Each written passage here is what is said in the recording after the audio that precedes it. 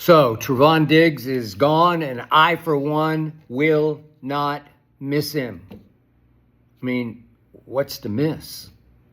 After surgeries on both knees, he lost a step he couldn't afford to lose in the first place. Then after Micah was traded, he just quit on this team. He rebelled, he mutinied, and he's gone. And I figured yesterday when the news broke that there had to be a last straw incident of some kind. And now today, the Dallas Morning News reports that Trevon Diggs had requested to miss the team flight back on Christmas Day after the game at Washington because he grew up in the Maryland area, not too far from where they were playing. And he had been denied permission. And he missed it anyway. He was denied permission because a lot of guys might want to go somewhere for Christmas, and the Cowboys were due in the day after for their rehabs and their checkups and all the things that come after a game. He hadn't earned the right to be missing a team plane back, and he chose to miss it anyway because he had quit on this team anyway. And I liked it that Jerry Jones finally just said, okay, that's enough. Obviously, there's one game to go. I was a little surprised by that. But I don't think Jerry fears Trevon Diggs passing through waivers and getting to sign with the team of his choice, potentially a Super Bowl team. I think Jerry was done with Trevon Diggs because he thinks Trevon Diggs as a Pro Bowl player is done. So obviously, Trevon Diggs immediately signed with Micah Parsons' agent, David Mulugeta, whom Jerry does not like. You remember all the back and forth, the battle through the Micah contract impasse. And the truth is, I don't think David Mulugeta would have taken Trevon Diggs as a client unless Trevon Diggs were the best friend of Micah Parsons. I think they're very, very close by all accounts. So that's why David Mulugeta took on Trevon Diggs, not because of Trevon, but because of Micah. Talk about a cash cow. So I said at the start, I said it when Micah was shockingly traded, that A, good riddance to Micah, and B, I said that I wish that there had been somehow that Trevon Diggs could have been thrown into that deal.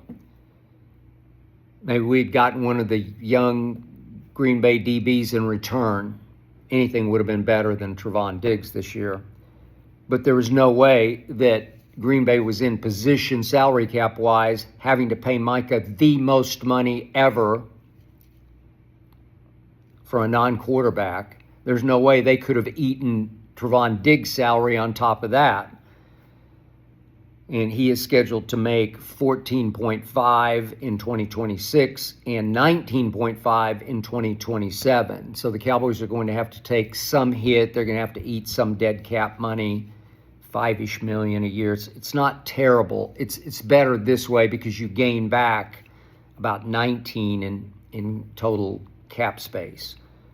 So Trevon Diggs got his money back. He had 2 really good years, back-to-back. 1 year led the league in interceptions, first team All-Pro, then Pro Bowl both those years, obviously. And he got the money that he had earned at that point, which was basically $42 million guaranteed. And once he got his money, not only did bad things start happening, but he just lost heart for playing football to me. It felt like he had semi-retired after he knew he had $42.5 in the bank guaranteed. So the Dallas Morning News said last straw was that, and that was that. So remember, this all started back in the offseason when he was rehabbing his knee injury surgery. And he said, no, I'm going to do it in Miami with my own trainer. Jerry and Stephen Jones did not like this, and contractually he was obligated to rehab in Dallas, and he didn't, and it cost him, they fined him $500,000. And I think the bridge was burned there. And then the bridge was nuked by the Micah trade. And then Trevon Diggs continued to work with his own trainer as well as the Cowboy trainers. And it was a disaster. He'd be late to meetings. He'd miss meetings. He'd be late to practice. He wouldn't practice in practice. He was half-hearted at best. Began to blame Matt Eberflus's schemes. I'm no Eberflus fan. As you know, I call him Eber fraud. He's got to go. He's gone. There's no doubt about that. But still, when you're making that much money guaranteed, you have to participate. And he would not participate. And you want to talk about taking the heart out of a team when a player with that much ball hawk talent, that many credentials in this league, quits on the team. You don't think that drags it down? And he was the rabble-rouser in the locker room who's blaming Jerry for trading Micah. I didn't want to pay Micah the most money ever for a non-quarterback because he ain't worth it. So Green Bay was 6th in points allowed last year, and when Micah went down, they were 8th in points allowed. So he really took them up a notch, didn't he? Again, incredible talent. I just don't see the productivity. I don't see the rub-off. I don't see the contagious impact that Micah has on a defense because God knows he didn't have it on the Cowboy defense. 1 sack in 4 playoff games, 1 win in 4 playoff games against what was left of Tom Brady's 8-9 Buccaneers. Blowout at Tampa and the only playoff win, and he gets a late sack with a couple of minutes left, and that's all you're going to give me? The 2 losses to San Francisco and the nightmarish embarrassment of a loss, the humiliation at the hands of the Green Bay Packers he now plays for, in which he registered 0 stats across the board. I just said, good riddance, man. Good riddance.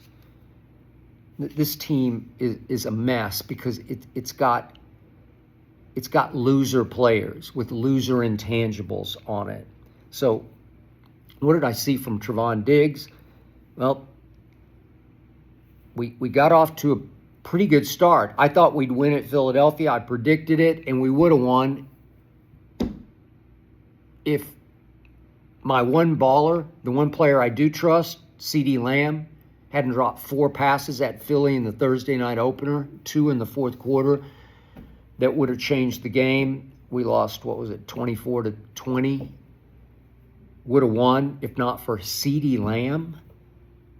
Then we come back and barely survive a shootout with Russell Wilson at home, but at least we're 1-1 heading to Chicago, a game that I circled as a W. I didn't know Chicago was going to be this good, but I'm not sure they were ready to be this good that day at Chicago until right out of the box. I don't know what defense was called. I assume it was some kind of zone. Trevon Diggs on Rome Odunze. And remember, he decided to play press coverage, and it looked zone-ish to me. But so you can't, you got to play off. But he goes up and plays press coverage and gives him a patty cake, sort of left-handed chuck. It was just weak. It was embarrassing. And Rome Odunze just blew right by him. Long, wide open gone for a 35-yard touchdown that made it 7-0 on the way to 32-14 Chicago. It was the beginning of the end of the Dallas Cowboys as I knew and loved them before the season started that day because they fell to 1-2. He made one play, did Trevon Diggs. The whole year he made one play. I watched like a hawk, like a ball hawk. Do you remember against Green Bay in overtime? Green Bay drove it down after Dallas went and got the field goal. Green Bay drove it all the way to 1st and 10 at our 12-yard line, and I'm thinking, oh, God, they're just going to go in for the touchdown to win it as time is running out. So at that point, there was 32 seconds left. and they tried to run a wide receiver screen to Golden, who's been their golden child this year as a rookie. And to Trevon Diggs' credit, just on sheer instinct, just on Pro Bowl experience, he sniffed it out and blew it up. I don't think it took great speed or quickness or acceleration. He just jumped it and blew it up for a 3-yard loss. And they lost again on the next play and wound up throwing it into the back of the end zone. Remember this? Near the buzzer. And remember Jack Sanborn? It was 3rd and 14 from the 16. Jack Sanborn is in the back of the end zone, never turns his head to look for the ball, and the pass hits him in the back of the helmet. Hit him in the back of the helmet. I was afraid they were going to call interference because he never looked for the football. But it wasn't like he was interfering. He just accidentally got in the way and hit him in the back of the helmet. They were forced to take the chip shot field goal, 40-40 walk-off tie, which we won. Given the fact that everybody thought we were dead in the water, I said we won 40-40. They had Micah, we didn't, and it was 40-40, we won. But by all accounts, it only got worse and worse with Trevon Diggs through the year. Knee continued to bother him, which it probably will. And then there was the mysterious concussion incident in which he claimed he had a home accident concussion. Jerry, on his radio show, questioned the validity of the excuse that he made. But for whatever reason, they shelved him. They put him on IR. And then he came back off IR, and they still kept him on IR, effectively. When he said he was ready to play, they kept him inactive because he'd quit on the team. Just cancerous, just malcontent, cancerous. And so finally, Jerry just said, okay, that incident when he missed the team plane coming back from Washington is that. And good for Jerry just saying, that's it, I cut him. He can go wherever he wants to go. Good riddance and good luck to him and good luck to whoever he signs with. I'm sure they'll look at the track record and say, oh, if only we, well, if only. Let's see. Maybe next year or the next he's still a young man. But I'm not fearful of him greatly helping a team get over the hump and into the Super Bowl. Maybe I'll eat those words, but I'm not going to miss Trevon Diggs. At his best, he was what they call a cluer. At his best, he jumped routes, he gambled, he tried to play on his instincts more than his speed. Even though he timed 4.4 coming out of Alabama, he was originally a receiver. He didn't play that fast, never played that fast, played with his receiver instincts, sniffing out and then jumping routes, cluing, gambling, getting burned routinely. I'll never forget Jay Gruden on our new show, Arena Gridiron, saying earlier in the year that he didn't like either one of Dallas's corners, Diggs nor Bland, because neither one of them can run. I mean, really run. And they can't. They're both cluers. They're both gamblers. And they're great gamblers, but they're going to give as much as they take. They're going to get burned. Bland got burned a lot this year as he fought through various injuries. So it was just a sorry, sad sack of a year, a pathetic year that ended with the worst loss I've ever suffered as a Cowboy fan.